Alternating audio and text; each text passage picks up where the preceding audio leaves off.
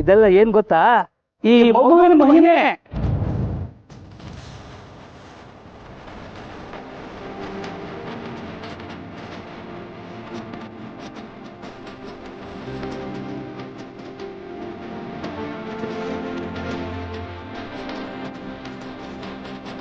Sir ಅದಕ್ಕೆ ನೀವು sweet ಕೊಡ್ಬೇಕು. ಕೊಡೋಣಪ್ಪ, ಏನ್ ಅದೇನು ದೊಡ್ಡ ವಿಷಯ, ಈಗಲೇ ಕೊಡ್ತೀನಿ ತಡ್ರಿ.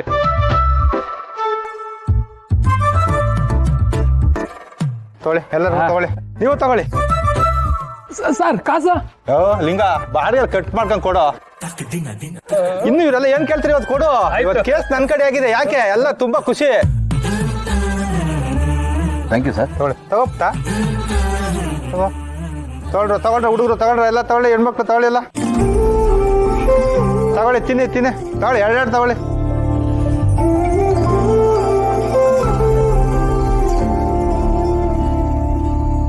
ಈ ಕಾಲಕ್ಕೆ ಕೇಸ್ ಮುಗಿಯಲ್ಲ ಅನ್ಕೊಂಬಿಟ್ಟಿದೆ. ಒಳ್ಳೇದಾಗೋಯ್ತಪ್ಪ, ಕೇಸ್ ಮುಗ್ದೋಯ್ತು. ಏನೋ ದೊಡ್ಡ ಪವಾಡಪ್ಪ, ಈ ಮಗು ಕೈಲಿ ಏನೋ ಒಂದು ಶಕ್ತಿ ಇದೆ.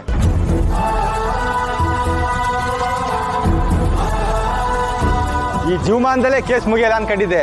ಈ ಮಗು ಮುಖ ನೋಡ್ಕೊಂಡು ಹೋದೆ ನೋಡು, ಕೇಸು ನನ್ನ ಕಡೆ ಆಗೋಯ್ತಪ್ಪ.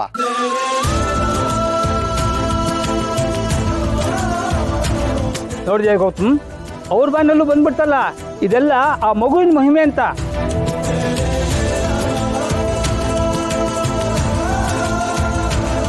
ಅಯ್ಯಯ್ಯೋ, ಏನಿದು ಹೀಗಾಗೋಯ್ತು? ಅವ್ರು ಮತ್ತೆ ಮಗು ಜೊತೆ ಬಂದಿದ್ದಾರೆ.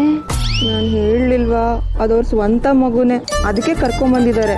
ಸ್ವಂತ ಮಗು ಆಗಿದ್ರೆ ಸ್ವಂತ ಹೆಂಡತಿ ಇರ್ಲೇಬೇಕಲ್ವಾ? ಅಯ್ಯೋಪ್ಪ ದೇವ್ರೆ, ಹಾಗೆ ಮಾತ್ರ ಆಗೋದು ಬೇಡಪ್ಪ, ಮನಸ್ಸು ತುಂಬಾ ಬೇಜಾರಾಗುತ್ತೆ. ಬೇಡ ಕಷ್ಟ.